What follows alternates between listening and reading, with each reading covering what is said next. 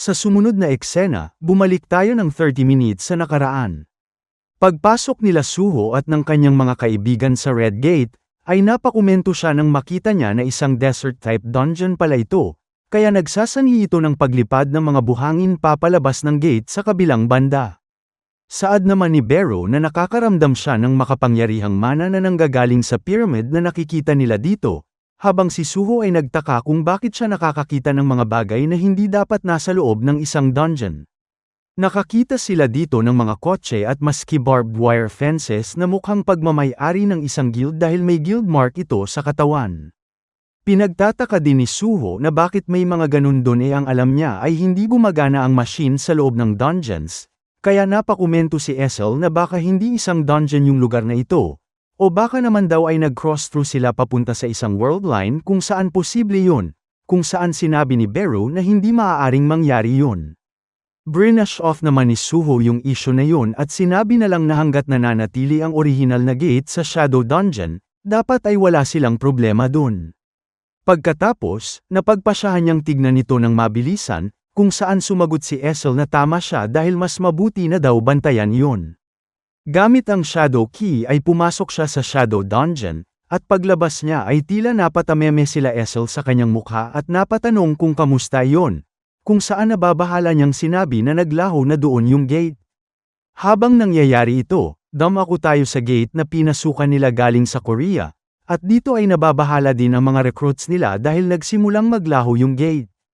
Napatanong yung isa dito na hindi daw ba ay ibig nung sabihin ay natalo na yung boss, kaso nga lang ay hindi pa daw lumalabas yung recruiter nila dun. Dahil dito, napagdesisyon na nilang tawagan agad ang emergency line. Sumunod noon, bumalik na tayo sa kasalukuyan kung saan nakasalubong na nila Suho ang Scavenger Guild at Azura Guild na nagbabangayan sa kung kanino ba mapupunta ang dungeon na ito. Habang pinagmamasdan yung dalawang guild, gamaan yung pakiramdam ni Suho dahil may mga tao dito at naisip niya din na marahil ang mga ito yung may-ari ng mga kotse sa labas. Dahil din narinig niya na nagsasalita ng Ingles ang mga yon, naisip niya na baka nasa ibang bansa na siya ngayon. Gamit ang English language, tinanong niya yung mga ito kung nasaan ba siya habang iniisip na buti na lang ay nag-aral siya ng language na yun habang naghahanda para sa college. Nang mapansin naman ni Ryo si Suho, na-realize nito na hindi lang yung Scavenger Guild, kundi maski yung mga Tiga-East ay nandito rin upang kunin ang pagmamay-ari ng dungeon na ito. Napakomento naman si Randolph na may dagdag abala na naman, at hindi niya naisip na ganito karaming insekto ang magtipon sa lugar na ito. Habang nakatitig ito sa kanya, pumunta tayo in a point in time kung saan makikita natin na kausap niya ang isang lalaki na pamilyar sa atin, at sinasabi nito sa kanya na gumawa ng prophecy si Granny. Sinabi daw noon ang mga katagang, a life born of death which appeared from the shattered seal will appear at the tomb, possessing powers to raise the dead. Ipinaliwanag nito na matapos daw ni Granny sabihin yon, lumabas ang isang pyramid-filled type dungeon sa Egypt. Pinoint nito na hindi daw ba ay masyadong nagtutugma ang Tomb of Egypt, yung pyramid, at death. Inutusan siya nito na angkinin yung dungeon na yon para makapag-raid ito matapos sa kanyang inaasikaso, kaya napatanong si Randolph kung ano yung gustong gawin nito kapag may nanggulong ibang guilds. Tinitigan naman siya ng boss niya at tinanong kung bakit niya pa yun tinatanong, at pinoint na gawin niya lang yun the Scavenger Way. Sumunod noon, bumalik tayo sa kasalukuyan at dito ay sinasabi ni Randolph kay Suho na kung isa siyang hunter na pumunta dun para sa dungeon na ito, hayaan niya daw itong bigyan ng huling babala na kapag umalis na siya dito ngayon din, ay hahayaan na siya nito, habang si Suho ay napakomento sa isip niya na dungeon pala talaga yung lugar kung nasaan sila. Sinabi niya din sa kanyang isipan na kung isa itong dungeon, wala siyang choice kundi talunin ang lugar na ito para maklear ang urgent quest. Tinanong niya naman si Randolph na papaano kung ayaw niyang gawin yung gusto nito, sumagot ito na simple lang yon. Kinakailangan lang daw siya nitong patayin. Habang sinasabi yun ni Randolph ay mabilis nitong kinuha ang kanyang two-handed war hammer upang ihampas kay Suho. Nabahala sila Essel at Gray nang makita yun, pati na rin si Ryo. Gayunpaman, sa hindi inaasahan ni Randolph, nakailag si Suho dito at mabilis siyang pumorma sa harapan nito at pinoint no ito yung unang umatake dun. Sumunod noon ay pinadalhan niya ito ng Solidong right straight gamit ang kanyang Vulcan's horn at tumama iyon sa katawan nito.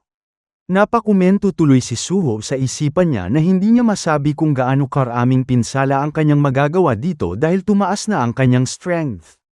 Inisip niya din na yung armor naman yung inatake niya dito kaya dapat daw ay hindi ito mamamatay dun. Pagkalingon niya naman sa mukha ni Randolph, nakita niya na galit ang itsura nito. Sa hindi niya inaasahan, nagawa pa rin siyang masuntok nito sa mukha bilang counter, na nagpataka sa kanya at nagpatalsik sa kalapit na pader. Galit nitong sinabi sa kanya na sino ang inaakala niyang minamaliit niya dun sa pagpigil ng kanyang lakas. Sumunod noon, inutusan na ni Randolph yung mga kasama niya na patayin nila ang Azura Guild at yung Asian man dito. Agad namang naghanda sila Essel at Gray na makipaglaban habang sinasabi ni Essel na ang kapal ng mukha nito na atakihin yung Young Monarch. Sila Rio din ay pinahanda na yung mga kasama niya at napasigaw na kung gayon ay isang labanan talaga ang hanap ng Scavenger Guild. Nilapitan naman ni Beru si Suho at nag-aalalang tinanong kung okay lang ba ito, kung saan sumagot naman siya na oo. Napakomento siya dito na mukhang kinakailangan pa rin talagang maglaban ng hunters dito. Napatanong din siya na tama ba na para maklear ang urgent quest, ay kinakailangan nilang manalo sa labanan na yun, kung saan sumagot si Beru na mukhang necessary daw talaga yun sa raid na ito. Pagkatapos, sinabi niya naman na sa ngayon, sigurado siya na yung guild na may armored man na umatake sa kanya yung kalaban. Sumunod noon, naghanda siya dito at hindi nagtagal ay mabilis na tumalon-talon sa pader at pillars upang makakuha ng leverage. Nang makapunta siya sa itaas ng isang miyembro ng Scavenger Guild, malakas niya iyong sinipa sa mukha na nagpawasak sa helmet noon. Gayunpaman, nakadilat pa rin ang mga mata nito at napakomento pa na nakakagulat ang kanyang pinapakita dito. Sumunod noon, nakipagsabayan siya dito ng atake habang idinadagdag noon na sino ang mag-aakala na ang isang mahinang hunter ay kokontra sa kanilang mga tiga Scavenger Guild. Dapat daw ay nakinig na lang siya sa mga mas malakas sa kanya. Sa isip naman ni Suho, sinasabi niya na sinubukan niyang patulugin yung lalaking ito kanina pero na-withstood daw nun yun, kaya napaisip din siya kung gaano kaya ka-tough ang mga kalaban nila dito. Kinontemplate niya rin kung okay lang bang gamitin sa isang tao yung fighting technique niya na gumagamit ng ruler's authority na kamakailan niya lang natutunan. Patuloy ang kanyang pagdadalawang isip sa paggamit nito habang sumusugod sa kalaban, kung saan sa hindi niya inaasahan ay sumugod din si Rio sa katapat niya at hiniwa yung leeg noon ng walang pag-aalinlangan. Dahil dito ay agad na binawian ng buhay yung kalaban at tumamba sa lapag. Nagpasalamat si Suho kay Rio, habang si Rio ay sinabi sa kanya na nakita nito yung skill niya nung iniligin niya ang isang atake galing kay Randolph. Pero napansin din daw nito ang hesitation sa kanya, kaya napatanong ito kung takot ba siya na pumatay ng tao. Pinoint nito sa kanya na hindi lang ang magic beasts ang threat sa isang hunter. Mas mabuti na daw na i-resolve niya ang kanyang sarili kung gusto niyang protektahan yun sa mga mapanganib na tao kagaya ng lizards at false rankers. Napaisip naman si Suho nang marinig niya yun at sinabi na akala niya ay sapat na ang kanyang resolve nang inihanda niya ang sarili upang lumaban gamit ang kanyang buhay, ngunit ngayon ay nalilito siya na hindi pa pala ito sapat. Sinabi niya din na hanggang ngayon, hindi pa niya nararamdaman ang pangangailangang pumatay. Kahit noong kinalaban niya daw yung Hyena Guild, nagagawa niyang hindi ibigay ang kanyang lahat dahil may matinding pagkakaiba sa kasanayan. Gayunpaman daw tanong niya, gaano kaya katagal magpapatuloy ang favorable situations na yun? Yung mga sitwasyon kung saan mamamatay siya kapag hindi siya pumatay at mga sitwasyon kung saan hindi niya magagawang mapromotekta kung hindi siya papatay. Napagtanto niya na patuloy siyang nilalagay sa mga ganong klaseng sitwasyon sa post-cataclysm world na ito. Nakalimutan niya daw yung tungkol dun since ang iniisip niya lang ay ang pag-level up. Ang kinakailangan niya daw gawin dito ay itapon ang way niya ng pag-iisip bago ang cataclysm. Ganun daw ang dapat niyang gawin upang makalaban si Lee Min-sung. Sumunod noon, ipinakilala ni Rio ang sarili nito sa kanya, at habang hinihikayat pa lang siya noon na makipag-team up dahil yung Scavenger Guild lang daw naman ang pareho nilang problema dito, may isang kalaban na hindi napansin ni Rio na sumusugod sa likod nito. Bilang sagot, Mabilis na kumilos si Suho na nagpagulat kay Ryo, at mabilis nitong naiupi yung mukha ng Scavenger Guild member bago pa ito makalapit sa kanila. Sa lakas ng kanyang suntok doon ay napatalsik yun at lumalabas na dahil yun sa hindi na siya nag-hesitate sa paggamit ng ruler's authority sa kanyang suntok. Napunta sa paanan ni Randolph yung tumalsik na kalaban, at nakita nito doon na lubos na nabugbog yung mukha nun. Nakuha ni Suho yung atensyon nito nang mapansin nito na halos mapatay na niya ang isang B-rank tank gamit lamang ang isang atake. Napangisi ito habang nakatingin kay Suho at napakomento na ang interesting niya, habang si Suho ay ipinakilala ang kanyang sarili kay Ryo at sumang-ayon sa pagkakampihan. Patuloy ang labanan ng dalawang guild sa loob ng tomb. May isang kasapi ng Scavenger Guild na sumigaw na nakikipagtulungan yung Azura Guild sa isa pang Hunter Party, kung saan napakomento yung kasama nito na ang mga mahihinang nilalang na nagsasama ay mahihina peren.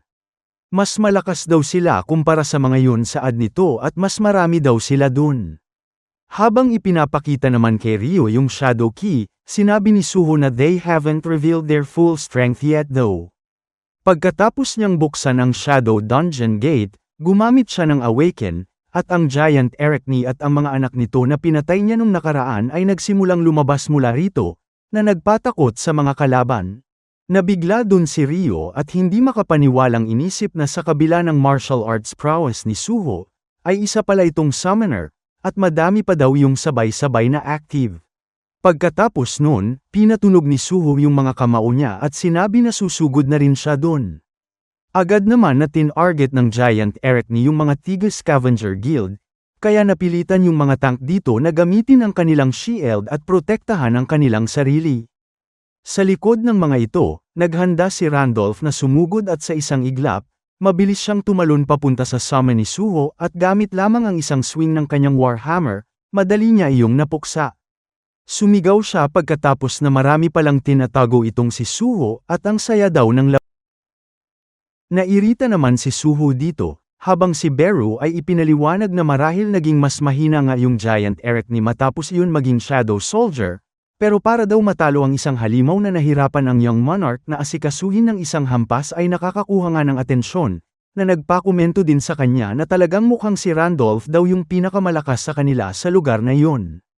Natuwa si Suho dahil good timing daw yon at agad niyang sinabihan si Gray na gamitin nila ang kanilang bond skill. Kinuha naman ni Essel yung atensyon niya at nakangiti nitong sinabi na sandali lang ito. Sinuggest nito sa kanya na kung pwede ba ay gamitin niya yung bond skill naman nila at pinpoint na may natutunan silang isang method upang mapataas ang charging rate habang naglilibot sila sa gate. Habang naiirita si Gray sa pagsapaw ni Essel, sinabi ni Suho na medyo alanganin ang paggamit ng isang skill na hindi niya pa nagagamit in actual combat. Na-down tuloy si Essel doon at napakomento na bumaba na talaga yung chance niya na maging useful para sa kanya. Bigla namang may nawasak sa likuran nito, at nagsimulang magsilabasan doon ang mga mommy monsters. Habang sinasalag ang pagsugod ng isa sa mga yon, napatanong si Ryo kung naakit ba ang mga ito dahil sa ingay ng kanilang pakikipaglaban.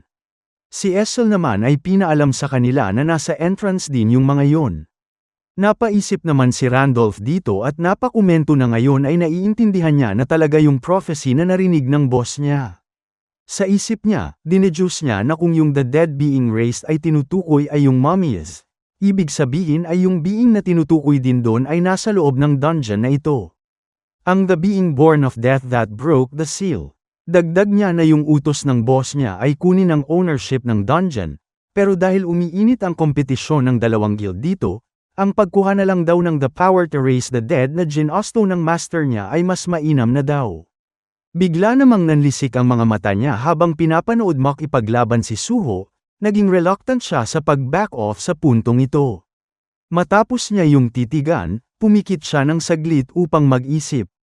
Habang nangyayari ito, dumako tayo sa windang na Ryo dahil narinig niya si Randolph na sumisigaw na sundan ito ng mga kasapi ng Scavenger Guild at huwag daw pansinin ng mga ito yung ibang hunters at dumiretso na sa boss room. Agad ding sumigaw si Ryo upang ipaalam sa mga kasama niya yung move na gagawin ng Scavenger Guild, pero nang sinasabi niya palang napigilan nila yon, sila ang napigilan ng sandamakmak na mummies na sumusugod sa kanila. Dito napansin ni Rio na ginagamit ng mga iyon yung mga halimaw para maging busy sila, at nairita siya na nagkataon na nasa side pa ng mga iyon yung daan papunta sa boss, kung sa si Suho ay napakomento na sa rate na ito, baka mawala din sa kanila yung reward. Sinigawan niya naman si Gray upang gamitin ang kanilang bond skill, at matapos nilang mag-merge, tinapatan niya ang isang mommy dun. Sinubukan ng halimaw na atakihin siya, pero gamit ang kanyang bilis ay sa isang iglap, 3 beses niya yung sinuntok sa iba't ibang parte ng katawan, at agad na sinunod ang ilan pang mommy. Sa sandaling yun, maraming halimaw ang kanyang napatumba, na nagbigay ng lubos na pagkagulat kay Rio. Kinausap niya yun na bilisan na nila ang pag-ubos sa mga yun upang mahabol na yung Scavenger Guild. Lubos ang pagkawindang ni Rio dahil nakita nito na hindi lang pag-summon ang kaya niyang gawin, kundi kaya niya ding makipag-merge doon, habang si Essel ay napapaiyak na lang sa lungkot dahil hindi ginagamit ni Suho yung bond skill nila. Sa sumunod na eksena, habang papunta sa boss room, napapaisip si Randolph na mukhang may tinatago pa si Suho. Gusto niya daw yung makalaban matapos makuha yung the power to raise the dead. Hindi nagtagal, naabot nila ang isang metal gate, kaya inisip niya kung ito na ba yung boss room. Pagbukas naman ng pintuan na ito, nakita nila sa loob ang isang halimaw na nakagapos gamit ang sandamakmak na cade ng nag-go-glow.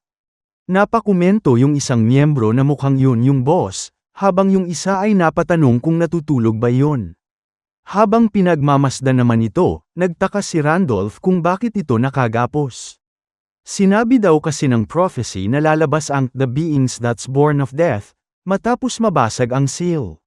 Nagsimula namang magsalita yung halimaw dito ng kakaibang lengguwahe, kung saan napatanong yung isang miyembro kung monster language ba yun at kung sinusubukan ba nung kausapin sila. Tumigil ng bahagya yung halimaw nang may mapansin ito, at di nagtagal ay nagsimula ulit magsalita habang pilit na pinuputol ang sandamakmak na kadena sa kanyang katawan. Napasigaw dun si Randolph na maghana yung mga kasama niya sa pakikipaglaban dahil dito. Nang matanggal ng halimaw yung mga kadena, ginamit niya ang mga ito bilang whips at pinagahampas ang mga yun sa Scavenger Guild.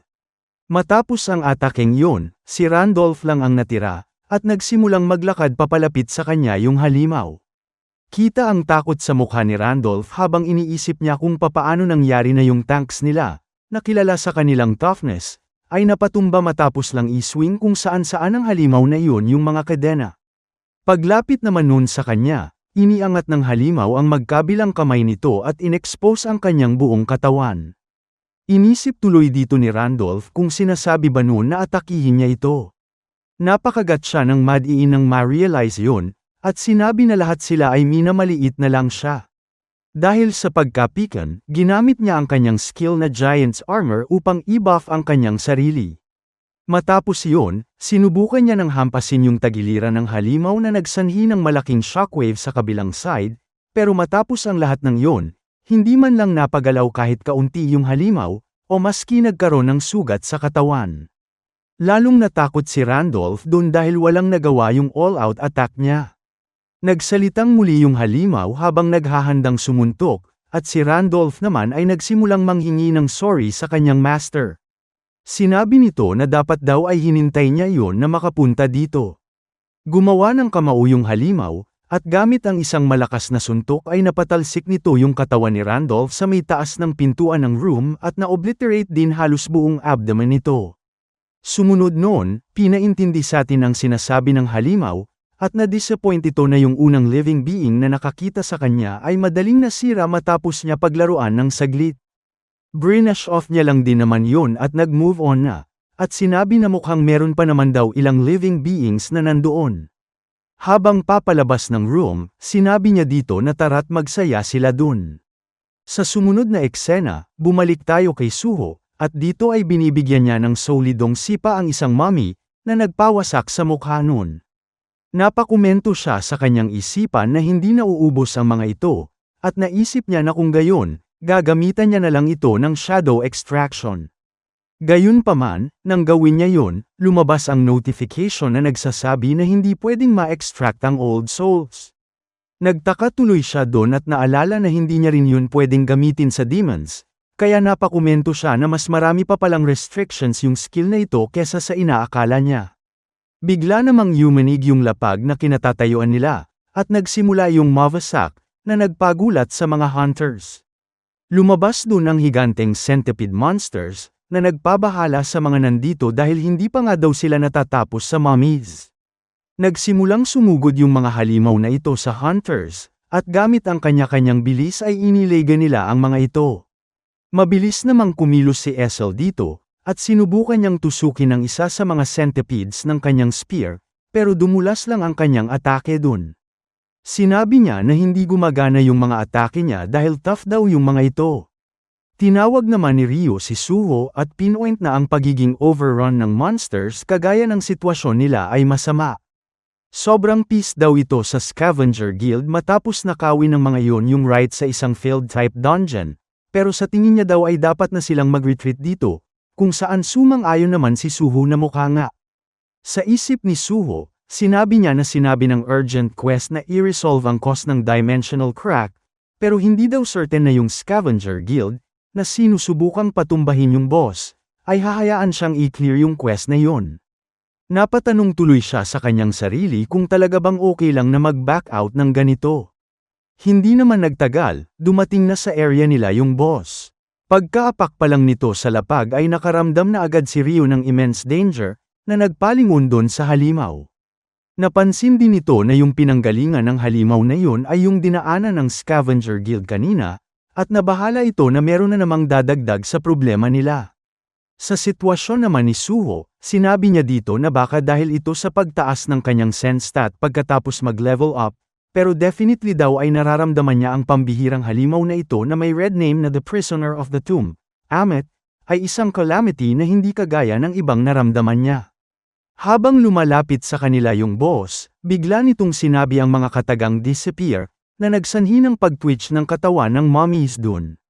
Nagulat si Essel dahil tumigil yung mga yon na umatake. Takang-taka siya dahil bakit daw bigla na lang umatras yung mummies matapos marinig ng mga yon yung boses ng halimaw na nagsasabi na mag-disappear sila. Bigla namang tumalon sa harapan ni Essel si Amet, kaya napasigaw si Suho sa pag-aalala.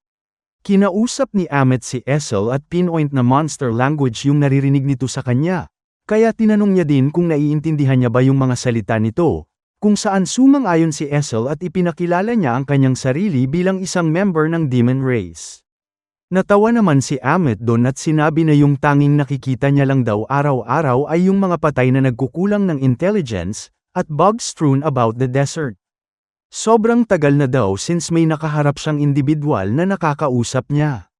Habang nagtataka si Essel na mas friendly yung halimaw na yun kesa sa itsura noon, merong isang centipede monster na sinubukan siyang sugurin. Gayunpaman, yung mismong boss pa ng dungeon na ito yung pumatay sa halimaw na yon gamit lamang ang isang swing ng kanyang kamay. Windang naman si Essel nang makita niyang ma-one hit noon yung centipede. Sumunod noon, sinabi ni Amet na bago sila mag-usap, mukhang kinakailangan niya munang linisin yung mga halimaw na hindi nakakaintindi kapag inuutusan niya iyong umalis. Sa isang iglap, nawala sa harapan ni Essel yung boss, at isa-isa nitong pinatumba yung mga higanteng centipede gamit lang ang tig-iisang strike. Takang-taka naman si Suho na pinapatay ng isang monster ang iba pang monster dun. Habang pinapatumba ni Amet yung isang halimaw, merong isang centipede na nagawa siyang malikuran, kaya nakain din ito ang kanyang katawan ng buo.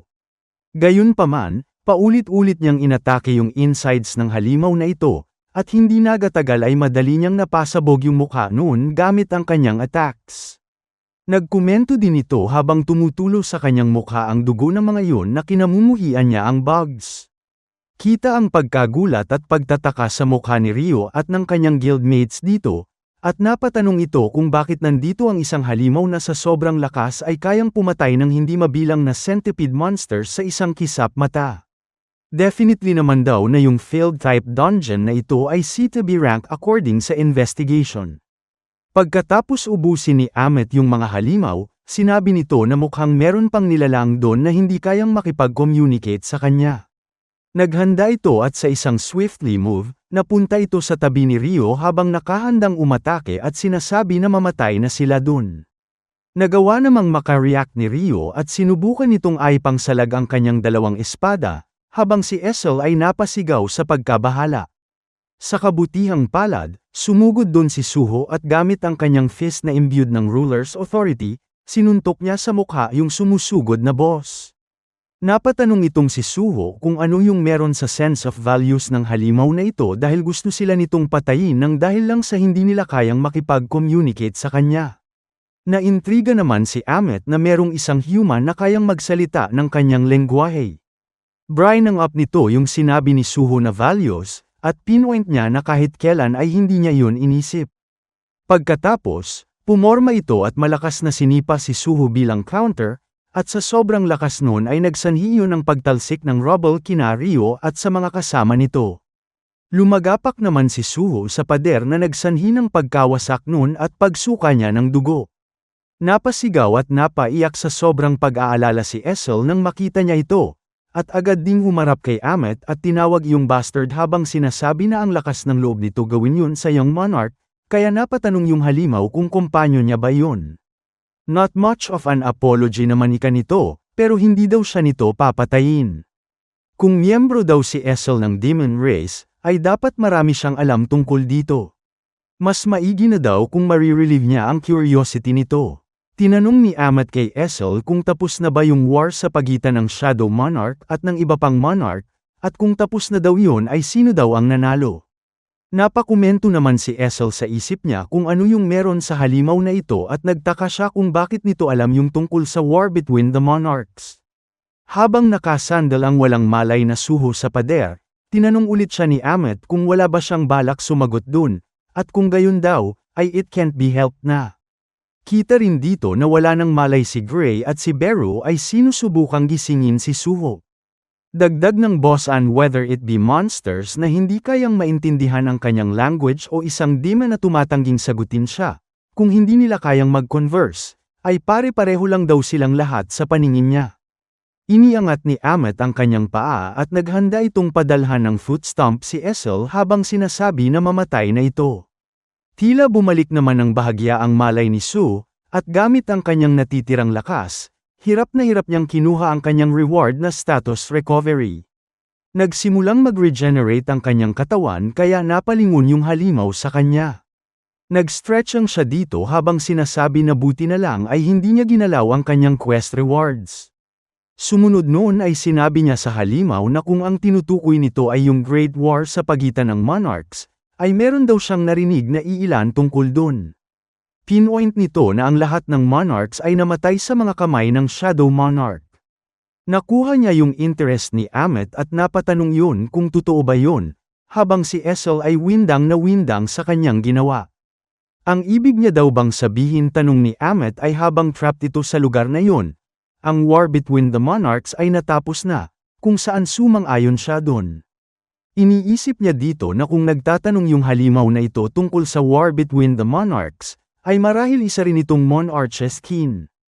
Na-realize niya din na yung strength ng alligator monster ay at least katumbas ng S-rank, kaya konting pagpapairita lang daw dun ay certain death ang kahahantungan. Nagsimulang maglakad papalapit si Amet kay Suho habang sinasabi na sa huli, nanalo ang Shadow Monarch sa war. Kung pinatay daw nun ang lahat ng monarchs, ay ibig sabihin nun na si Tarnak, ang Monarch of the Iron Body, ay namatay sa mga kamay nun. Nag-stretching naman ito matapos nun yun sabihin na tila naghahandang makipaglaban. Napakomento naman si Suho sa kanyang isip na since na-mention ng halimaw na ito yung Monarch of the Iron Body, ay marahil isa itong Iron Body type monster.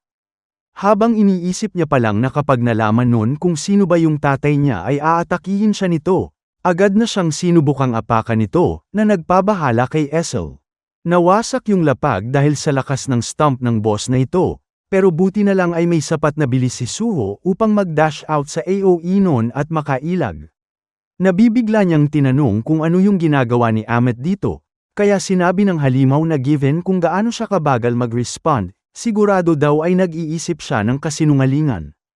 Kung hindi daw siya sisigat ng mabilis ay papatayin siya nito. Nairita tuloy si Suho dito at napakomento na masyadong loose yung criteria nito for killing.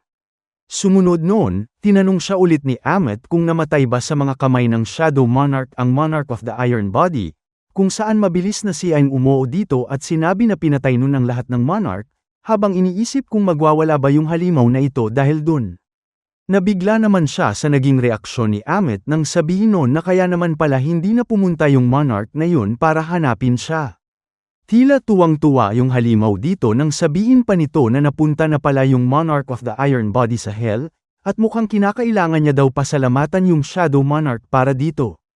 Nagtaka si Suho kung bakit ito tumatawa, at napatanong kung hindi ba kinang Monarch of the Iron Body itong si Ammit, kung saan question nito yung sinabi niya at habang naghahandang magpadala ng makapagyarihang suntok, sinabi nito na ayaw niya ng tunog noon. Sumigaw ulit ito na mamatay na si Suho at mabilis na siya dong sumuntok.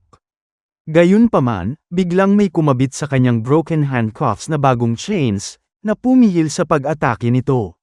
Nairita si Ammit at napakomento sa kanyang isipan na eto na naman yung mga chains na ito at napatanong kung nalampasan niya na ba yung domain na maaari niyang galawan. Sinimulan nitong hilahin ang chains, at dahil sa lakas noon, ay nagagawa ng mga ito na mahila ang isang makapangyarihan na halimaw gaya ni Ammit. Minura ni Ammit yung mga ito sa sobrang inis niya, at nagalit din siya kay Tarnak at sa isang spellcaster. Hindi nagtagal, tuluyang nahila pabalik ng tomb na pinanggalinan niya si Ammit, at napatameme naman si Suho sa lahat ng nangyari dun. Inisip niya na hindi niya alam yung nangyayari dito pero nagbigay daw yun ng relief sa kanya. Agad naman siyang nilapitan ni Essel at tinanong kung okay lang ba siya, kung saan sumang-ayon naman siya dun. Sinabi niya na given that ngayong aware na sila sa existence ng halimaw na yun, dapat daw silang kumilos ng may pag-iingat. Nang makita niya na nanginginig at naluluha na si Gray dahil sa natamo nito, napagdesisyonan niya na bigyan niya muna iyon at yung Azura Guild ng emergency medical care habang kaya pa nila. Bigla namang nakaramdam si Suho ng kakaibang aura, at lumabas dito ang quest tab tungkol sa urgent quest na Dimensional Crack. Nagsimula yung mag-glitch na nagpabahala kay Suho at napaisip kung ano yung nangyayari. Tinanong naman siya ni Essel kung may problema ba. Kaya pinpoint niya na nagbago yun emergency question dun.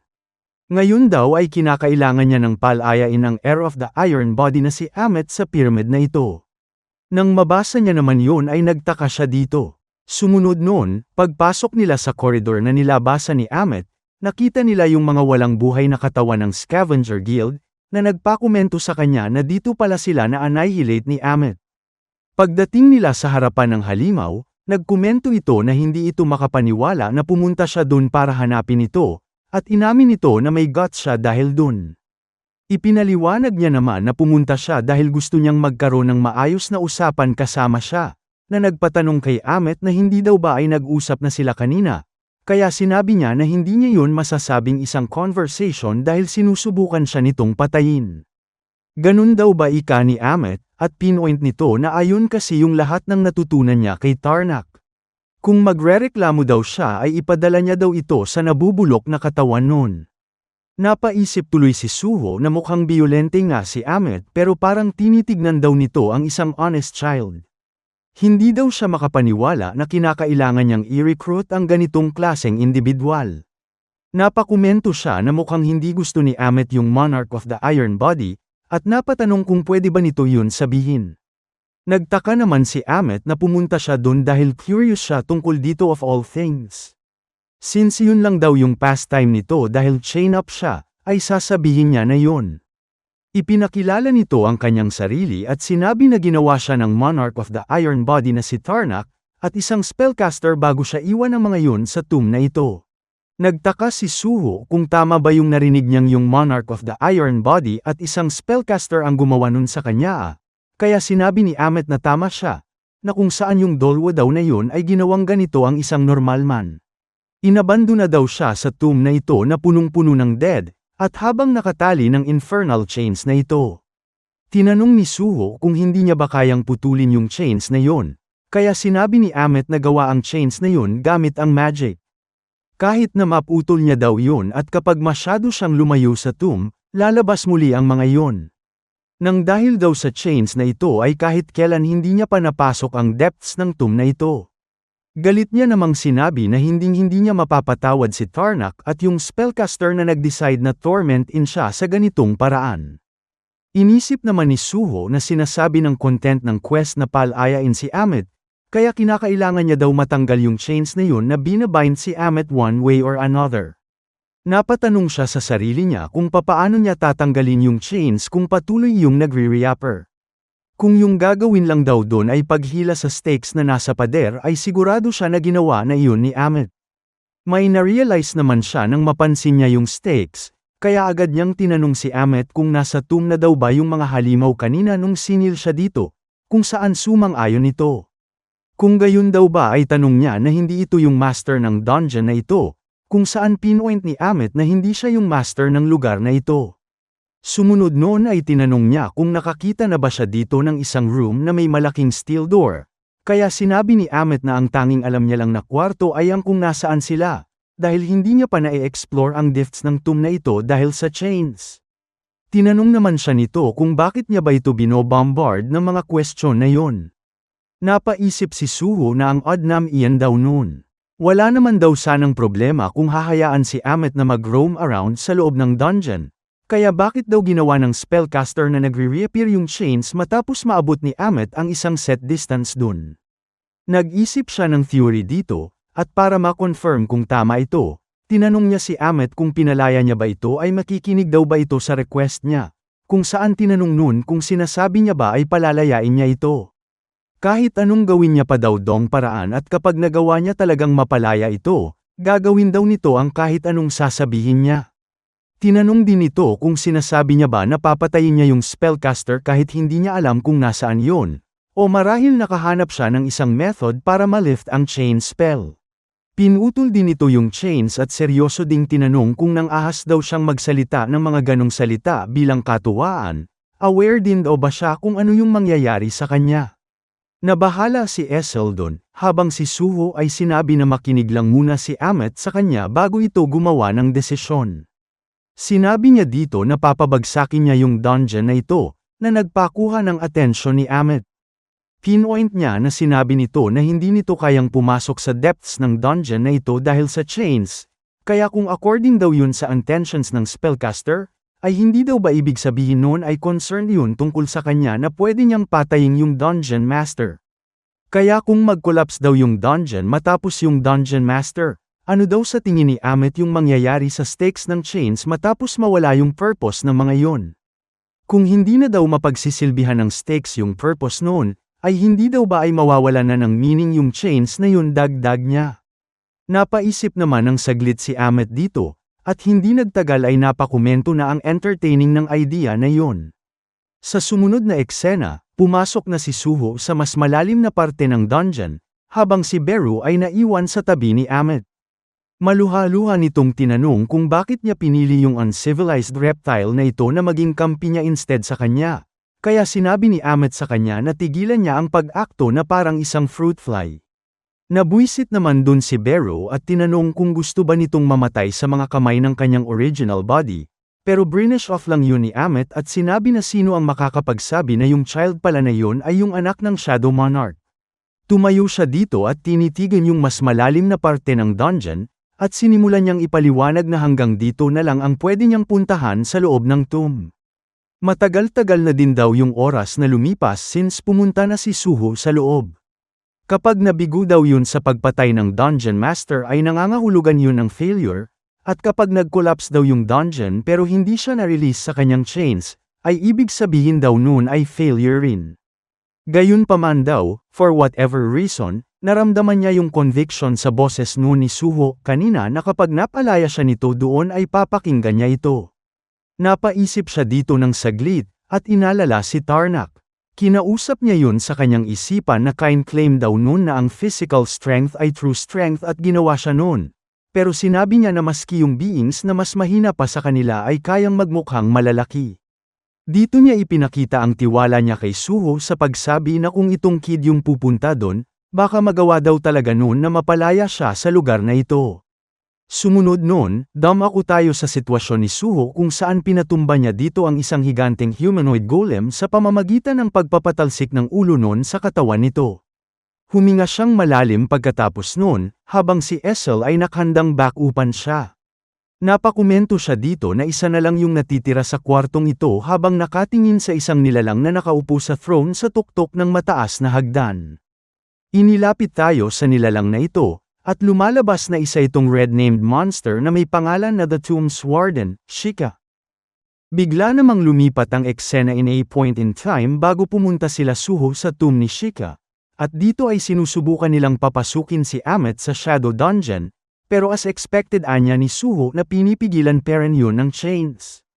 Sinabi naman ni Amet na yung moment na may iniisip siya na gusto niya nang umalis sa lugar na ito, lumalabas na lang yung chains at near-restrain siya, na nagpakomento kay Suho na ang troublesome naman ng spell na yun.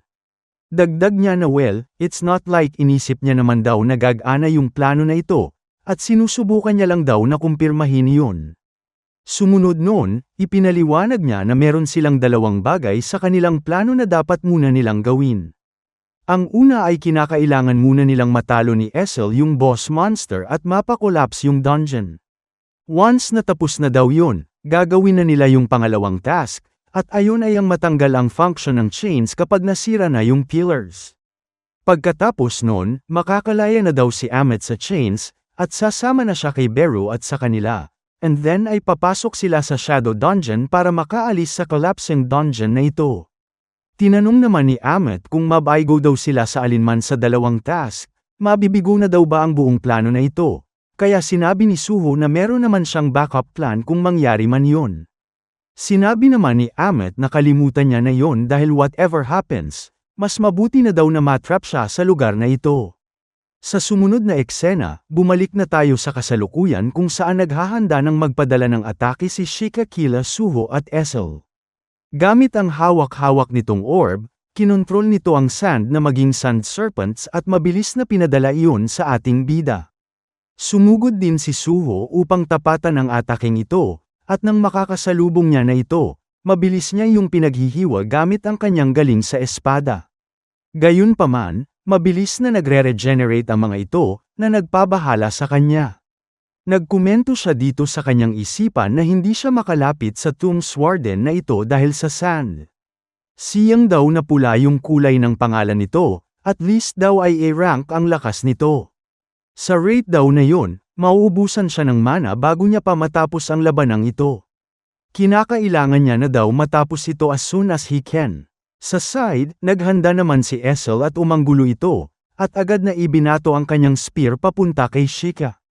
Lumabas naman si Suho sa pagkakabalot ng buhangin, at gamit ang kanyang ruler's authority, kinontrol niya yung ibinatong spear para dumiretso yon sa ulo ng Tomb's Warden.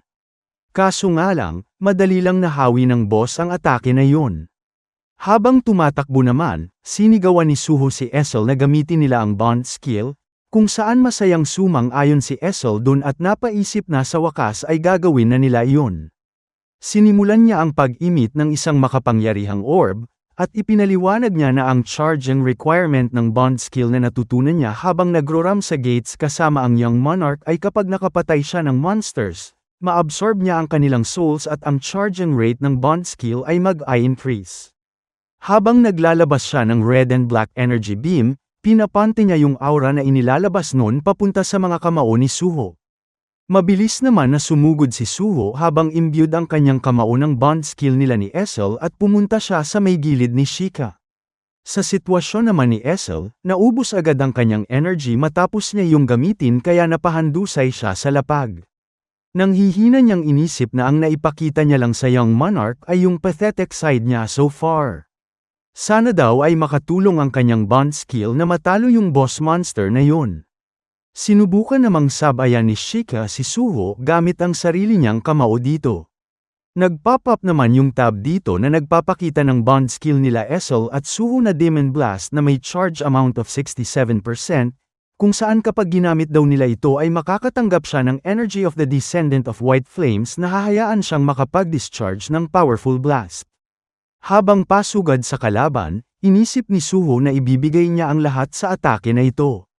Solidong lamandang ang kanyang kamao sa may tagiliran ni Sheikah habang iniilagan ang pag-counter nun. Sa lakas ng kanilang bond skill, nagawa niyang mahati sa dalawa ang katawan ng Tombs Warden na ito. Pagkatapos noon, pumunta tayo kila Beru, at dito ay nagsimulang yumanig ang tomb at unti-unti yung lumakas, kaya naisip niya na nagko-collapse na yung dungeon, habang si Amet ay na-realize na marahil nagtagumpay sila Suho sa pagtalo sa Dungeon Master. Nagsimula ding mag-crack ang pader na pinagsusuksukan ng mga stakes at chains, at di nagtagal ay isa-isa iyong natanggal dun. Agad namang inaya ni Beru si Amet na sundan siya nito at pupunta na daw sila sa Young Monarch. Sa isip naman ni Amet, nagkomento siya na kung hindi na siya pipigilan ng chains dito, ay makakalaya na siya sa wakas kay Tarnak. Sinabi niya din na wala pa rin siyang ideya kung bakit pinag-eksperimentuhan nila Tarnak at ng spellcaster ang kagaya niyang normal na demon. Ang naaalala niya lang daw ay ang excruciating memory sa pagiging destroyed at regenerated ng paulit-ulit. Winawasak daw ni Tarnak yung katawan niya, at yung spellcaster naman ang nagre-restore noon. Aniya, habang tumatagal ang experiment, mas lumalakas ang kanyang katawan as per their plan. Gayunpaman daw, hindi kinayang ma-handle ng kanyang isipan yung pain, kaya dinukot niya mismo ang kanyang mga mata at dahan-daang nag-transform na ma-enjoy ang pain. Idinagdag niya na sa panahon ng kanyang paghihirap, meron siyang isang hiling na nag-push sa kanyang magpatuloy. Iyon ay ang pagnanais na muling madama ang kamahalan ng dakilang kalikasan na nakita niya noong siya ay bata pa. Pagkatapos niya iyong isipin, kinuha niya na ang una niyang hakbang papalapit kay Beru. Gayunpaman, habang iniisip niya palang na kapag nagawa niya yung mangyari ay matutuwa na siya, biglang may lumipad na isang stake na may chain papunta sa kanyang tagiliran. Napasigaw naman sa pagkabahala si Beru nang makita niya yun, habang si Amet ay nagulat nang magsimulang lumipad papunta sa kanya yung stakes. Napuruhan si Amet dito na nagsanhi ng pagdura niya ng dugo, at habang patuloy ang paglipad ng ilang pang stakes papunta sa kanya, isinigaw niya sa galit ang pangalan ni Tarnak at ng spellcaster. Nasaktan ito na mas pipiliin pa ng mga iyon na patayin siya kesa hayaan siyang makalaya. Gayunpaman, sa kabutihang palad ay dumating dun si Suho at sinimulang sipain yung lumilipad na stakes. Kaso nga lang, sa sobrang tigas ng stakes na yun ay nagsanhi ito ng pagkawasak ng paa ni Suho, na nagpabahala din kay Beru. Lumipad muli pabalik yung stake na sinipa niya. Kaya nag-isip siya dito ng plano. Inilabas niya yung susi ng Shadow Dungeon, at ibinato yun sa lapag habang iniisip na kung hindi pa kakawala ng chain si Amet, ay kinakailangan niyang papuntahin sa ibang lugar yung stakes. Pagbukas ng Shadow Dungeon, sinipa niya yung stakes papasok dun. Habang pinapanood ito ni Amet, napatanong siya sa kanyang isipan kung bakit yun ginagawa ni Suho.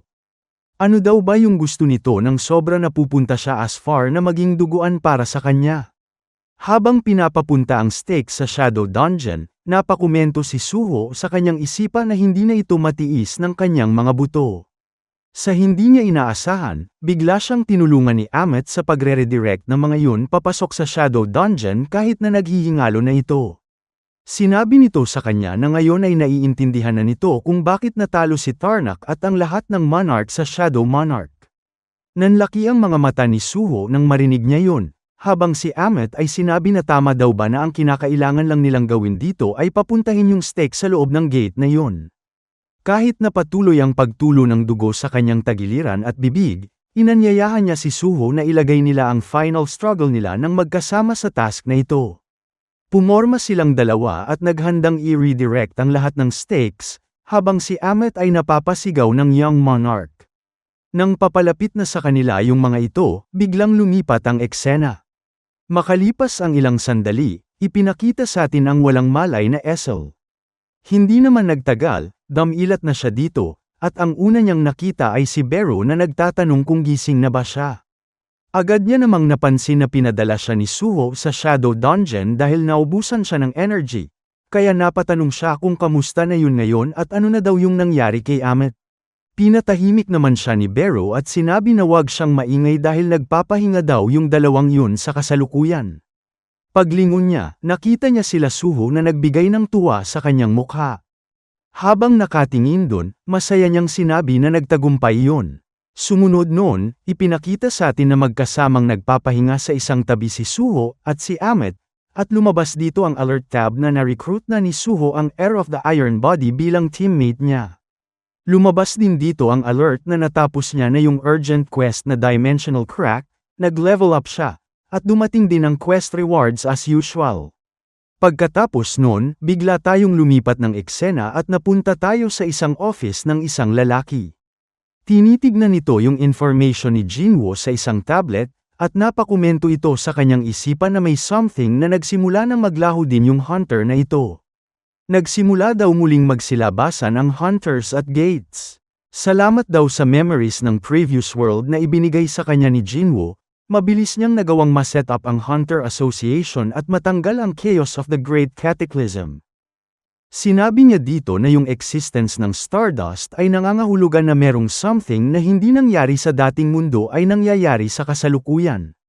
Nag-ponder siya sa stimulant na ito na hindi nag-exist in the previous world, pero kaya daw nitong ma-increase ang mana ng low-rank hunters nang walang kahit anong side effects. Ang nadiskubre pa lang daw nila up until now ay ang Stardust ay dinidistribute ni Lee Min-sung, ang vice leader ng Grim Reaper Guild. Siyang daw kung papaano nito yun ginagawa habang nasa overseas trip ang guildmaster nila na si Hunter Lim Taegyo, nangangahulugan daw yun na malaki ang chance na umaakto yun ng mag-isa para dun.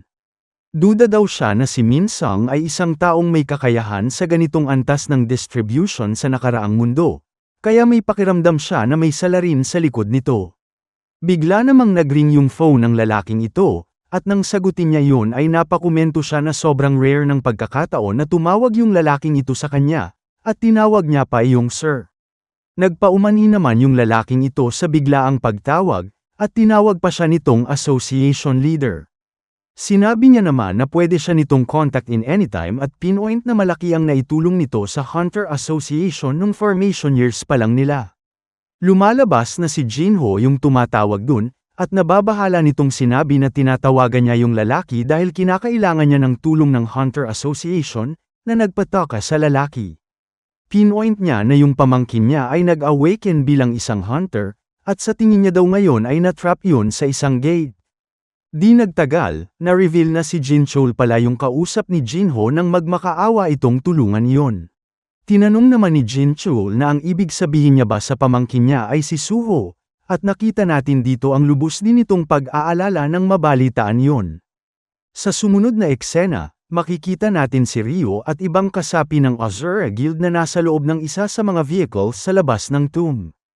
Tinawag ni Suho ang natutulog na Ryo sa may passenger seat at ginaisang niya ito. Ipinaliwanag niya na na-clear na ang dungeon, at pagkatapos ay tinanong kung pwede niya bang mahiram yung phone nito, habang medyo blurry pa kay Ryo ang mga kaganapan, pero hindi nagtagal ay napasigaw siya dahil hindi siya makapaniwala na na-clear na yung dungeon. Pagkatapos nun, umuwi na sila at nagpagaling. Sa airport naman, bago umalis si Suho ay sinabi ni Ryo sa kanya na hindi nito makakalimutan kung paano niya sila iniligtas sa Pyramid Field. Mag-keep in contact daw sila kahit na bumalik na siya sa Korea dagdag nito, kung saan sumang-ayon naman siya at nagpasalamat din sa pagtulong sa kanya na makakuha ng flight pabalik sa bansa niya, at pati na rin daw sa pagtulong niya na makontak yung uncle niya. Sinabi naman ni Suho sa isip niya dito na sinabi ni Jinho na nire-report noon yun sa isang acquaintance niya sa Hunter Association, kaya baka kinakailangan niya daw na bisitahin yung Hunter Association soon. Bigla namang napakomento dun si Ryo na pero ang strange nang nangyari sa dungeon. Nagtaka siya na ang isang demon monster na parang isang S-rank or above ay bigla na lang aatras at hayaang mag-collapse yung dungeon, kaya medyo ninenervyos na sumang-ayon si Suho na ang strange nun. Sinabi niya na lang na talagang sinwerte siya dun habang iniisip na hindi niya pwedeng sabihin dito kung ano talaga yung nangyari kay Amet. Sumunod nun, bumalik tayo in a point in time sa Shadow Dungeon bago lumabas sila Suho dun. Sinabi ni Suho dito na in the end, hindi matanggal yung chains ni Amet, at hindi daw yun makaalis sa Shadow Dungeon dahil dun. Dagdag niya na since hindi niya na-release yung seal nito, hindi daw ba nito panghahawakan yung pangako niya. Sumagot naman si Amet na wag siya masyadong mag-alala dahil yung orihinal na pangako naman daw ay matanggal siya ni Suho sa tomb. Baka dahil daw ito sa nagkalat yung stake sa lugar, pero mas may nagagalawan daw siya dito kumpara sa tomb, Kaya sobrang mas komportable daw ito kumpara sa napakaliit na lugar na iyon. Habang nakikinig naman ay napakomento si Suho sa isip niya na ang laki ng pinagbago ng vibe ni Amet dito. Bigla naman siyang hinawakan ni Amet sa hoodie niya at tumalon ito papunta sa rooftop ng isang building dun, na nagpagulat kay Essel. Pagdating nila sa rooftop, idinagdag nito na although faint yun, nararamdaman niya yung dakilang kalikasan na lubos niyang namiss sa lugar na ito. Kaya bilang pangako daw ay susundan siya nito, kung saan napangiti si Suho dun. Pagkatapos nun, bumalik na tayo sa kasalukuyan kung saan habang nagpapalam si Suho kina Ryo, sinasabi niya sa isip niya na bumukas ang isang gate sa Shadow Dungeon at nagkaroon ng appearance ng urgent quest, kaya sa tingin niya daw ay dahil yun lahat sa para makilala niya si Amet bilang teammate niya. Sa isip naman ni Ryo, manghang-mangha ito sa mga kakayahan ni Suho na makapag-summon ng monsters, makipaglaban, at pati na rin ang nakakapag-transform siya. Pero sa kabila ng lahat nun ay B-rank hunter lang daw ito. Dahil dun ay inisip niya na kinakailangan niyang kontaktin yung guild niya upang ipa-scout yun. Habang papasok naman sa eroplano, nagkomento si Barrow na matagal-tagal na rin since sumakay siya sa ganito. Kaya sinabi ni Suho na it can't be helped naman since nagsara yung gate na kumukonekta sa Korea. Sinabi niya din dito na nagawa niyang mag-level up ng 7 beses salamat sa pagtalo nila sa boss monster at pag-complete ng urgent quest, kaya ngayon ay level 35 na siya. Pagkatapos noon, tinanong niya kay Barrow sa kanyang current state, anong hunter rank na daw siya sa tingin nito, kaya sinabi ni Barrow na sa tingin nito ay isa na sa A rank na siya. Dahil dun ay napakomento siya na mukhang mostly done na ang kanyang preparations. Oras na daw na i-launch ang kanilang counter-attack laban kay Minsang at sa Itarim Apostle. Sa sumunod na eksena, kinagabihan, pumunta tayo sa isang city kung saan matatagpuan ang building ng Chivalry Guild. Sinabi ng isang miyembro dito na talagang nag-grow na yung guild nila. Dati daw ay isang C-rank hunter guild lang sila, pero ngayon ay nakuha na nila yung right sa isang B-rank gate sa Incheon, kung saan sumang-ayon doon ang isa pang miyembro at idinagtag na meron na din silang mas malaking office. Sinabi ng unang miyembro dito na ang lahat ng iyon ay salamat sa Stardust. Salamat daw doon, nagawa nilang makapunta sa isang B-rank gate kahit na puro C-rank hunters lang sila. Nagkomento yung isa pang miyembro dito na mas damali na yung pagbili noon sa black market these days, at naging mas mura na daw yun. Hindi daw nit alam kung sino yung gumawa noon, pero malaki daw ang pasasalamat niya dun.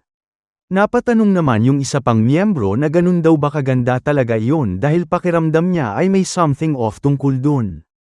Ipinakilala naman sa atin yung miyembro na reluctant na ito sa paggamit ng Stardust na si Kim Sang-so na isang B-rank hunter, at nagalit yung isang miyembro sa kanya dahil isa daw siyang B-rank hunter to begin with, kaya hindi niya daw maiintindihan kung ano yung nararamdaman nila. Sinabi naman ni Sang-so doon na narinig niya na kinoconsider ng Hunter Association na magpasa ng batas na nagbabawal sa paggamit ng Stardust na yun. Nagulat yung isang miyembro doon at napatanong kung gagawin ba talaga nila yun kahit na wala namang side effects yun.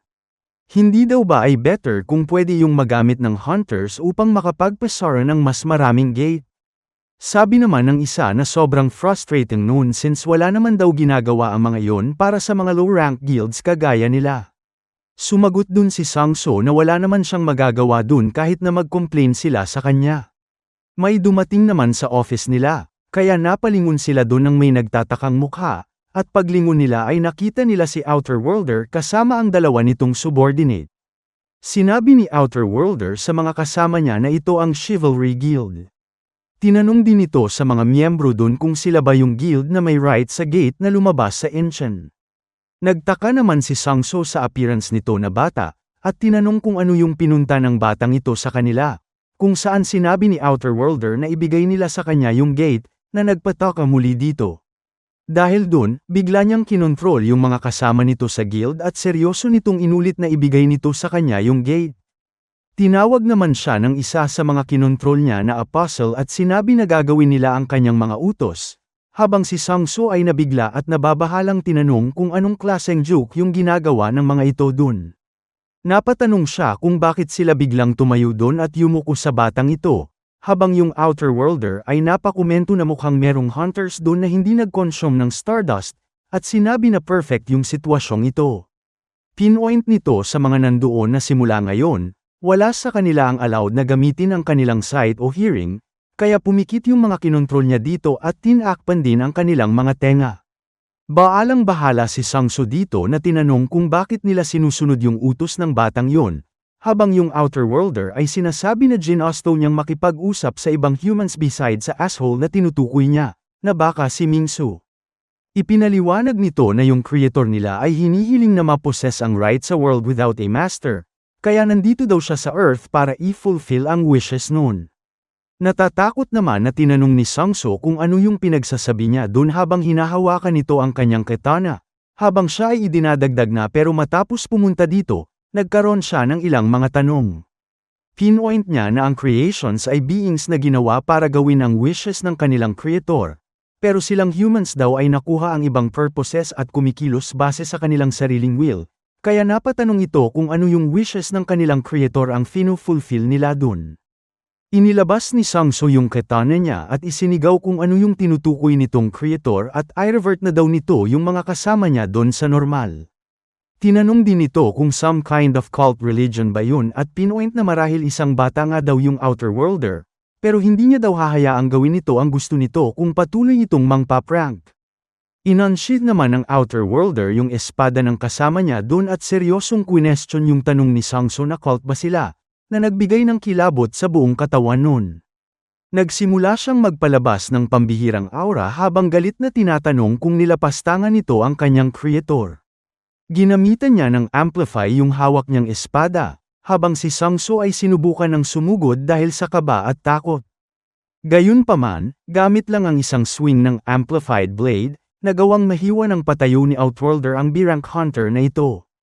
Sa lakas ng swing niya ay nagsanhi din yun ng hiwa sa pader na nasa likod ng mga kasama niya.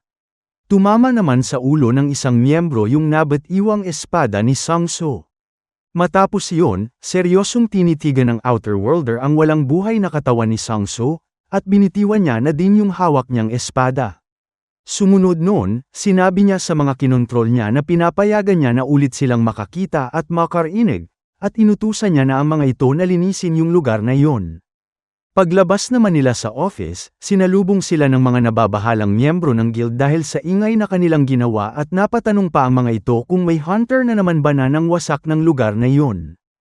Agad na kinontrol ng Outer Worlder yung dalawang lalaking ito at inutusan na kalimutan nila yung nakita nila dito. Habang naglalakad, napaisip siya kung ano ba yung free will. Ang lahat daw kasi ng creators ay ginawa apro lamang i-execute ang wishes ng kanilang creator. Gayunpaman daw, yung creations daw ng universe na ito ay pinatay ang sarili nilang creator by their own will.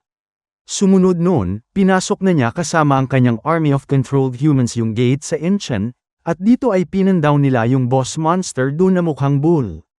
Nagkomento yung Outer Worlder dito na mas accurate na tawagin yung nilalang na ito na dimensional refugee na nagro-roam sa dimensional crack. Kinausap niya yung halimaw dito at sinabi na siguradong masakit ang mabuhay na gumagala lang kung saan-saan matapos mawala ng tahanan, kaya naglabas siya dito ng yellow crystal at sinabi na bibigyan niya ito ng chance na mailabas ang kanyang galit. Sinuksok niya yung crystal sa noo ng halimaw na ito na nagsanhi ng paglabas ng bright yellow light sa katawan nun, habang inuutusan niya yun na lumabas ito mag-run as rampant as he wants. Habang nangyayari yun, sinabi din ng Outer Worlder na kinakailangan niyang imbestigahan pa ang mundo na ito. Gagawin niya daw yun alang-alang sa pagtupad ng kahilingan ng kanilang creator. Sa sumunod na eksena, pumunta tayo sa airport ng Korea. Dito, gumawa ng barricade ang Hunter Association dahil may lumabas na red gate sa area. Nagkomento yung isa dito na mukhang mapanganib ito. Based daw sa magic power na lumalabas sa gate na yon, kapag hindi nila na-subjugate yung boss monster ng agaran, sa tingin daw nito ay paparating na ang isang dungeon break. Kapag nangyari daw yun dito, nag-aalala siya na magsasanhi yun ng malubhang pinsala sa airport. Lumalabas naman ng mga tao ito na nakontrol ng Outer Worlder nang ipakita sa atin ang glowing yellow retina ng mga ito. Dumating dun yung Outer Worlder at sinabi ng isang control dito na ire-report na lang nila sa Hunter Association na walang problema dito, at tinawag niya itong Apostle. Since madalas ng Apostle ang tawag ng mga controlled human sa kanya, Palitan na natin ang tawag kay Outer Worlder na Apostle. Tinitigan lang ng Apostle yung Red Gate dito at hindi nagtagal ay nagsilabasa na doon ang ilang halimaw dahil nagkaroon na dito ng dungeon break.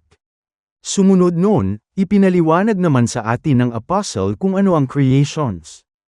Sila daw ay ang beings na ginawa upang gawin ang mga kahilingan ng kanilang Creator. Kung ang Creator daw nila ay nabuburyo, nakikipaglaban sila sa isa't isa.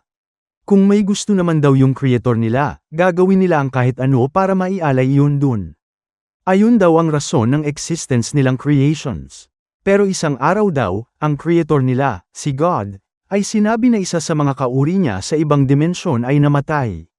Binigyan sila nito ng Holy Chalice at sinabi na dalhin nila yung right sa world that lost its master. Sinunod daw nila ang mga salita ng kanilang God, at nagtipo ng maraming believers sa kanilang mundo. Pagkatapos ay umalis na daw ang kanilang hukbo patungo sa world that lost its master. Gayunpaman, kinakailangan daw nila ng enerhiyang lampas pa sa kanilang imahinasyon upang makatransport ang hindi mabilang na sundalo. Ang dimensional passageway din daw ay masyadong makitid upang maglaman ng ganong kalaking enerhiya, kaya dahil dito, ang pagtawid ng Army of God sa dimensional passageway ay tumagal ng mahabang panahon. Hindi daw sumuko ang hukbo nila at sa kalaunan ay dumating na sila sa world that lost its master. Sa lugar na yun, nakita daw nila ang darkness. Isang pitch-black darkness of unfathomable depth. Sa mga panahong ito, si Jinwoo ang samalubong sa kanila, kung saan agad nung ginamit ang kanyang shadow extraction upang balutin ang napakalaking gate na nilalabasan ng creations. Dahil dito ay napunta ang mga ito sa isang madilim na lugar na kamukha ng outer space, na nagbigay ng pagtataka sa mga ito. Pagkatapos, pinasugod na ni Jinwoo ang kanyang Shadow Army sa mga nais na sakupin ang kanilang mapayapang mundo. Napakomento dito yung creation na yung darkness at yung hukbo noon ay nagtataglay ng napakadakilang lakas. Idinagdag niya na ang darkness ay nakakatakot sa maraming paraan. Kung ang Army of God na lumaban sa darkness ay namatay, ang darkness ay babalutin sila at gagawin silang kaaway. Habang nagpapatuloy ang digmaan, dagdag niya, mas maraming sundalo ang namatay, at ang kapangyarihan ng darkness ay lumago ng hindi sa level na hindi nila kayang ma-imagine. Napaurong daw sila dahil sa momentum ng mga yon, at ang digmaang nagsimula sa world that lost its master ay lumagpas sa hangganan ng dimensyon. Ang Army of God ay nalugmok daw sa kawalan ng pag-asa dahil hindi nito malagpasan ang darkness ng mahabang panahon. Sumunod noon, sinabi niya na ang envoy of God na si Thiel, ay nagsabi na ito ay isang pagkakataon. Tulad ng kung paano tumagal ang kanilang paglabas, ang mga nakalabas na daw sa darkness sa loob ng world that lost its master ay hindi madaling makakabalik dahil sa napakalaking magic power na mayroon sila. Idinagdag niya na wala siyang nararamdamang magic power mula sa mga taga-world who lost its master. Kaya sinabi niya na kung gagamitin nila ang mga Mistborn, dapat ay kaya nilang pabagsakin ang kanilang mundo mula sa loob. Pagkatapos, ipinaliwanag sa atin na ang Mistborn ay ang lowest rank of believers na nawasak at nasunog ng fire of faith pero dala-dala pa rin ng mga ito ang will of God. Bagaman sila ay mahihinaan niya, ang kanilang explosive faith propagation ability ay nakakamatay sa mga wala masyadong magic power. Sinabi niya din na inakala ng Army of God na kapag na-propagate ang faith sa world that lost its master at dumami ang bilang ng believers, pwede silang makapag-manifest ng sanctuaries at miracles. Kaya, ang lahat daw ng mga yon ay sumang-ayon sa strategy ni Thiel unanimously. Sumunod noon, ginamit ni Thiel ang kanyang kakayahan na hatiin ang kanyang lakas at mga kakayahan sa 5 fragments, at ipinasa niya sa pinakamahinang bahagi ang flame ng Mistborn patungo sa world that lost its master. Kaya, tulad ng nakaplanong mangyari, ang pinakamahinang fragment ay hindi na-detect ng darkness at matagumpay na nakapasok sa mundo. Gayunpaman daw, ang unang fragment ni Thiel na dumating dun, ay nakasalubong ang hindi inaasahang variables. Nang makita nito ang hunters dun, dito lang noon nalaman na ang beings na dapat ay walang magic power sa mundong ito ay meron ng magic power. Pagkatapos daw noon, nalaman noon na lumabas dun ang magic power sa mundong ito kasabayan ng Great Cataclysm. Napagdesisyonan tuloy ng first fragment na hintayin yung iba pang fragments, at matagumpay na nitong makipag-fuse sa second fragment sa kasalukuyan. Hindi daw nila inakala na makakaranas sila ng ganitong magandang pagbabago habang nakikipaggyera ang mga yun sa kanila, kaya naisip nito na malamang ay may isang tao na nagplano nito. Pinoint din nito na dapat ay hinding-hinding mangyari ang other setback sa kanilang plano. Sumunod noon, inisip niya na among sa mga humans, importante na maintindihan niya ang peak potential ng entities na kilala bilang hunters na nagpoposes ng magic power, para daw ma-fulfill niya ang kanyang calling bilang isang fragment ni Thiel. Matapos magpaliwanag, bumalik tayo sa airport at dito ay nagsimulang maghaysek ng lagim ang mga halimaw na lumabas sa Red Gate, na nagsanhi ng pagpanik ng mga tao. Dumating doon ang isang red orc at ilang goblins. Agad na sumigaw ang isang lalaki na may dungeon break doon at contact-in na daw nila ang Hunter Association. Habang nangyayari ang kaguluhan na ito, iniisip ng apostle na kung ang halimaw na may maraming magic power ang magwala doon, darating din doon ang high-ranking hunters. Kung posible daw ay gusto niyang makita kung gaano ba kalakas ang isang S-rank hunter. May ilang hunters naman sa area na ito kaya agad silang sumugod dun habang nababahalang tinatanong kung bakit nangyari ang isang dungeon break dito dahil hindi daw ba ay may assigned na guild sa mga gate na nasa vicinity nila. Napansin naman ng apostle na ang tinutukoy ng lalaking iyon ay yung hunters na nasa gate, at pinoint niya na gumagamit ang mga iyon ng stardust. Ipinaliwanag niya na ang stardust ay ang stimulant na nagagawa sa pamamagitan ng pagtunaw ng faith ng Mistborns. Idinagdag niya na bagaman ang mahinang bakas ng faith na naipon sa kanilang katawan ay karaniwang walang gaanong epekto, kung gagamitin nila ang kakayahang amplify ni Thiel upang palakasin ang kanilang faith, ito ay sapat na upang makaapekto sa mga uminom ng stardust. Ginamitan niya ng kanyang control ability yung dalawang hunter na sinubukang sumugod sa mga halimaw, kung saan agad yung nag-take effect. Tumigil ang mga ito at agad niya silang inutusan na nakakagulo sila doon kaya bumalik na daw ang mga ito. At agad naman na sumunod ang mga iyon sa kanya. Tinalunan ng isang goblin ang isang babaeng civilian dito at sinaksak yun sa likuran, kaya tumamba ito sa mismong harapan ng apostle. Nanghihina itong nanghingi ng tulong dun, pero cold-heartedly niya lang itong tinitigan. Habang pinapanood na mawala ng buhay ang babae, ipinaliwanag ng apostle na nag-e-exist ang creations para sa creator na si God. Kaya, inakala niya na ang reason for life ay para lang ma-fulfill ang mga kahilingan nun.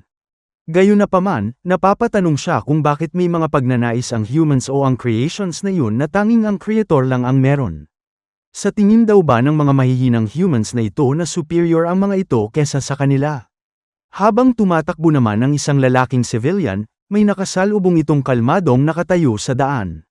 Nagkomento yung lalaking ito na hindi siya makapaniwala na nangyayari ang isang dungeon break as soon as makabalik siya sa Korea. Merong nadapang isa pang lalaki dito, kaya agad itong sinubukang hampasin ng Red Orc ng armas noon. Sa kabutihang palad, dumating sa eksena ang isa pang lalaki na lumalabas na si Suho iyon, at solido nitong tinuhad yung halimaw. Sinabi nito sa mga tao doon na siya na ang pipigil sa mga halimaw kaya tumakbo na daw ang mga ito. Nakuha niya naman yung atensyon ng apostle, habang siya ay patuloy sa pagpapatamba ng ilang goblins dun gamit ang kanyang combat skills at ruler's authority. Nakita ng apostle ang kanyang mukha na may itim na maskara, kaya naalala nun yung sinabi ni Mingso na yung hunter na nagwasak ng Hyena Guild ay isang hunter na may suot na isang black mask, at dito niya naisip na maaaring yung lalaking iyon ang disruptor na tinutukoy ni Mingso. Sa sumunod na eksena, dumako tayo sa sitwasyon ng ibang parte ng airport, kung saan minamassacre na ng goblins yung mga inosente sa area. Hindi naman nagtagal, dumating dun si Suho at mabilis na pinagpapatay ang goblins gamit ang kanyang bilis. Sa isip niya, sinasabi niya na imposible naman na hayaan ng Hunter Association ang isang dungeon break na mangyari sa isang gate kung saan pwede yung magsanhi ng maraming casualties, kaya napatanong din siya kung ano yung nangyari dun. Kinakailangan niya daw na maalis ang mga tao sa lugar na yun. Habang nakikipaglaban siya, tinitigan siya ng apostle. Iniisip nito doon na dahil kita niya na walang faith of Mistborns yung katawan ni Suho, napagtanto niya na hindi yun nag-intake ng stardust. Napansin din nito na yung magic power niya ay singlakas o mas higit pa ng kaunti kay Minsang. Ginamit ni Suho dito ang kanyang shadow extraction sa mga pinatay niyang goblin, at inutusan niya ang mga ito na tulungan yung mga hindi kayang mag-evacuate sa lugar. Nanlaki yung mga mata ng apostle dahil sa gulat ng masilayan niya yun. Takang-taka siya na nakikita niya dito yung authority na gumagamit ng darkness, At hindi daw siya makapaniwala na merong isang human na kayang gumamit ng Authority of Darkness. Sinabi niya sa isip niya na kung yung human na ito ay related sa darkness, mas nagme-make sense kung bakit nito aatakihin yung Hyena Guild at yung Stardust Factory upang i-disrupt ang kanilang mga plano. Nang mapalingon naman dito si Suho, agad na inalis ng Apostle ang kanyang paningin sa kanya at inisip na kinakailangan niyang itago ang kanyang presensya sa ngayon. Habang iniisip niya pa lang na hindi nila dapat hayaang ma-realize ni Suho ang existence nila sa mundong ito, may fuel truck na nagsimulang lumipad papunta sa kung nasaan sila. Pagkatama nun sa gusali, nagsanhi iyon ng malakas na pagsabog. Gayunpaman, dahil iniisip ni Suho na inosenteng bata lang ito, iniligtas niya yung Apostle at hindi ito makapaniwala na bigla na lang may lilipad na truck dun. Hinaranggan niya yung Apostle gamit ang kanyang katawan para hindi yun matamaan, at tinanong kung okay lang ba ito. Nagseryoso naman yung mga mata ni Suho dahil sa kanyang tinitigan, habang lumapit naman sa kanya yung may kagagawan nun at lumalabas na yun ay yung bull monster na binigyan ng Apostle ng yellow crystal upang mas lumakas. Agad na nag-roar ng malakas yung halimaw pero parang wala lang yun para kay Suho nang isuot niya lang ang kanyang hoodie. Napansin ni Suho yung symbol sa mga mata ng bull monster, at napatanong siya kung ito ba yung boss ng mga halimaw na lumabas dun. Sinabi naman ni Beru sa kanya na nararamdaman nito ang energy ni Itarim galing sa halimaw na yun. Kaya sinabi niya na kung gayon, marahil related yung dungeon break na ito sa Itarim. Pagkatapos, bigla ding may naramdaman si Beru na kakaibang aura galing sa kanyang likuran kung nasaan yung Apostle, kaya napaisip siya doon kung nai-imagine niya lang ba yun. Naghanda naman yung bull monster na magpadala ng suntok papunta kay Suho, kung saan humanda rin siya dong sumugod habang iniisip na ilalagay niya ang lahat ng nakuha niyang stat sa pag-abot ng level 35 sa kanyang strength, na nagpataas ng kanyang strength stat to 77. Nag-flash ang kanya-kanyang kamao dito, na nagsanhi ng malakas na shockwave sa paligid. Habang pinapanood naman yon, nagtaka yung Apostle dahil iniligtas siya ni Suho, at napaisip din siya na mukhang iniisip noon na isa lang siyang batang human na lalaki. Dagdag niya na kahit gumagamit ito ng Authority of Darkness, sobrang hina daw nito kumpara sa The Darkness. Gayunpaman daw, yung potential noon ay hindi pa ma-determine sa ngayon. Swerte daw siya na nakita niya ito dito dahil magagawa niya na yun agad mapatay bago pa lumakas. Bigla namang dumating doon ang isang lalaking individual, at nagkomento ito na na-late siya.